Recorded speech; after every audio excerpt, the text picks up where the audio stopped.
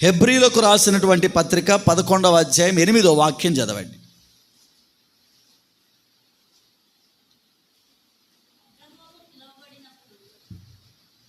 అబ్రహాము పిలువబడినప్పుడు ఆ పిలుపునకు లోబడ్డాడు. చాలు, నా వైపు చూడండి.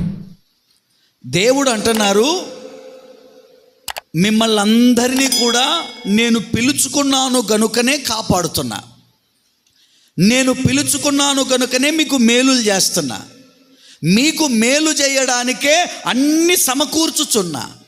ఈ క్రమంలో నా ఆత్మను కూడా మీ హృదయంలో ఉంచా, ఎందుకంటే మీరు బాగుండాలని ఇదంతా చేస్తున్నా నేను. అయితే నేను మిమ్మల్ని పిలిచినందుకు మీరు మీ పిలుపుకు తగ్గినట్టుగా మీరు లోబడి బ్రతకాలి. ఏం చెబుతున్నాడు దేవుడు? పిలుపుకు తగ్గట్టుగా లోబడి. గమనించండి, బలహీనతలు ఉన్నాయి. బలహీనతలు ఉన్నా నువ్వు లోబడాలా. ఏం చేయాలా? బలహీనతలు ఉన్నా నువ్వేమవ్వాలా? దేవునికి లోబడాలా. నేను బలహీనుడినేనయ్యా, నాలో అప్పుడప్పుడు బలహీనతలు బయట కనపడుతున్నాయ్యా. నువ్వు బలహీనుడివే, కానీ లోబడాలి. ఎందుకంటే నీ బలహీనతలు చూచి కూడా నీకు సహాయం చేస్తున్నాడు దేవుడు. నీ బలహీనతలు చూసి కూడా నీకేం చేస్తున్నాడు? సహాయం చేస్తున్నప్పుడు మరి ఆ దేవునికి నువ్వేమవ్వాలా? లోబడాలి. అబ్రహాం గారు అదే చేశారు. పిలిచిన పిలుపుకు ఆయన లోబడి ఏ ఆశీర్వాదం దేవుడు ఇస్తానన్నారో ఆ ఆశీర్వాదం కొరకు తన ప్రయాణాన్ని సాగిస్తున్నాడు. ఈరోజు మనమందరం కూడా ఈ భూమి మీద పరలోకంలో దేవుని ఆశీర్వాదానికి వారసులుగా ఉండడానికి పిలువబడ్డాం.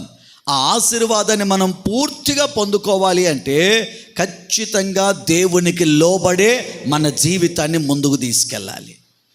ఎవరికి లోబడాలి చెప్పండి? ఎవరికి? దేవునికి. పెళ్ళిళ్ళు చేసేటప్పుడు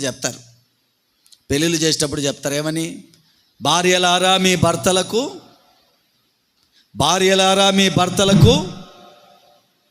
చెప్తారా చేయరా? చెప్తారు కదా ఖచ్చితంగా. దాని మీద ఒక వాక్యం కూడా ఉంటుంది, భార్యలారా మీ భర్తలకు లోబడి ఉండండి. నిజమే, అక్షరాల సత్యం. భార్య భర్తకు లోబడి బ్రతకాలి. వాక్యం ఆ విధంగా చెబుతుంది. ఖచ్చితంగా చేయాలి ఆ పని. భార్య భర్తకు ఏ విధంగా ఉండాలా? లోబడి. సంఘం ఎవరు? యేసయ్యకు భార్య. యేసయ్య ఎవరు? ఈ సంఘానికి యజమానుడు. మరి ఆ భర్తకు, ఆ యజమానుడికి సంఘం లోబడాలి కదా. భార్యగా నిన్ను ప్రేమించి, యజమానురాలిగా నిన్ను గౌరవించి, ఈ భూమి మీద నీకేం కావాలో అన్నీ నీకు హెల్ప్ చేస్తున్నాడు ఆయన. ఈ భూమి మీద నీకేం కావాలో అన్ని ఏర్పాట్లు చేస్తున్నాడు ఆయన.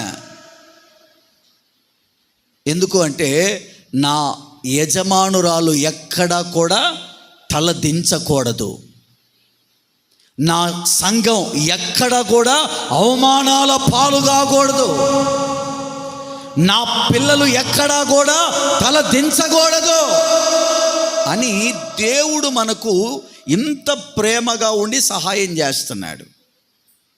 మరి యజమానురాలు ఆయనకేమవ్వాలా? లోబడాలి కదా. నువ్వు అడిగినప్పుడల్లా నీకు సహాయం చేస్తున్నాడు కదా. నీలో ఎన్ని బలహీనతలు ఉన్నా పక్కన పెట్టి నీకు హెల్ప్ చేస్తున్నాడు కదా. నీలో ఎన్ని లోపాలున్నా పక్కన పెట్టి నీకు సహాయం చేస్తున్నాడు కదా. నీలో ఎన్ని ఇబ్బందులున్నా తన ఆత్మ అనే ముద్ర, ఐడెంటిటీ నీకు ఇచ్చి నీకు ఆయన సహాయం చేస్తున్నాడు కదా. మరి నువ్వు ఆయన చేత సహాయం పొందుకుంటున్నప్పుడు నువ్వు ఆయనకి ఏమై ఉండాలా? చెప్పండి, ఏమై ఉండాలా? అలా కాకుండా లోబడి ఉండకుండా, పెళ్లి చేసుకున్నావు,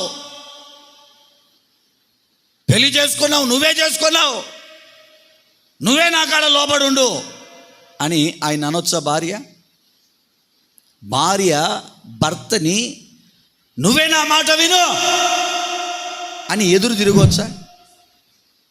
కుటుంబాలలో చూడండి, భార్యాభర్తల మధ్యలో కాన్వర్జేషన్ వచ్చినప్పుడు భర్త భార్యకు కావలసినవన్నీ కూడా ఏర్పాటు చేస్తూ తీసుకొచ్చి ఇస్తున్నప్పుడు భార్య అవన్నీ చూసి భర్తకి ఏమిస్తుంది? విలువనిస్తుంది. తను అడగకుండానే తన పరిస్థితులన్నీ భర్త ఎరిగి అన్నీ కూడా ఇంట్లో ఏర్పాటు చేస్తున్నప్పుడు ఆ భార్య భర్తకి ఏమిస్తుంది? గౌరవాన్ని ఇస్తుంది.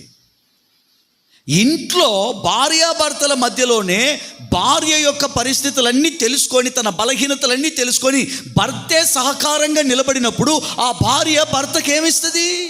గౌరవాన్ని ఇస్తుంది. భార్య బలహీనురాలు అని తెలిసి భర్త తను అన్నీ కూడా భార్యకు సహాయంగా నిలబడినప్పుడు ఆ భార్య భర్తను ఎంత గౌరవిస్తుంది? దేవుడు నాకు ఇంత మంచి భర్తనిచ్చాడు అని తనకెంతో లోబడి బ్రతుకుతుంది. శరీర సంబంధమైన భార్యాభర్తలే భర్త భార్యకి ఇచ్చేటటువంటి ఆ ప్రేమను బట్టి, భర్త భార్యకు చేసే ఆ సహాయాన్ని బట్టి, భర్త భార్యకు చేసే ఆ మేలును బట్టి ఆ భార్య సంతోషించి తన వాళ్ళకు చెప్పుకుంటుంది. ఏమని? నా భర్త నాకెంతో మేలు చేస్తున్నాడు, నా భర్త నాకెంతో సహాయం చేస్తున్నాడు, నా భర్త నన్ను ఎంతో ప్రేమిస్తున్నాడు, ఎంతో చక్కగా చెప్పుకుంటుంది, గౌరవిస్తుంది, లోబడి బ్రతుకుతుంది. మరి శరీర సంబంధమైన భార్య తన భర్తకి ఇంత ప్రేమను చూపించి లోబడుతున్నప్పుడు పరలోకమందున్న ఆ ప్రభు యజమానుడైన దేవుడు సంఘం బలహీనురాలని తెలిసి, విశ్వాసి బలహీనురాలని తెలిసి, సంఘం బలహీనురాలని తెలిసి, స్త్రీ బలహీనమైన ఘటమని తెలిసి, భార్య బలహీనురాలని తెలిసి ఆయనే అన్నీ సమకూర్చి మనకి ఇస్తున్నప్పుడు, తినడానికి తిండిని ఇస్తున్నాడు, త్రాగడానికి నీరు ఇస్తున్నాడు, కట్టుకోవడానికి బట్ట ఇస్తున్నాడు, బ్రతకడానికి ఊపిరిస్తున్నాడు, ఉండడానికి నీడ ఇస్తున్నాడు, అన్ని ఏర్పాట్లు మనకు చేస్తున్నప్పుడు ఆయనకు మరి మనం లోబడి కదా బ్రతకాలి. సంఘం క్రీస్తుకు లోబడి బ్రతకాలి. దేవునికి స్తోత్రం. చెప్పండి గట్టిగా హల్లెలూయా. ఆశీర్వాదం అంటే ఉత్త డబ్బులే కాదు, ఆశీర్వాదం అంటే బంగారమే కాదు, ఆశీర్వాదం అంటే ఈ లోకంలో మనం అనుభవించే ఆస్తిపాస్తులే కాదు, ఆశీర్వాదం అంటే ఆరోగ్యం కూడా. ఆశీర్వాదం అంటే ఏంటో చెప్పనా? భయంకరమైన ఒత్తిడిలో కూడా ధైర్యంగా నిలబడుకోవడమే ఆశీర్వాదం. దేవునికి స్తోత్రం.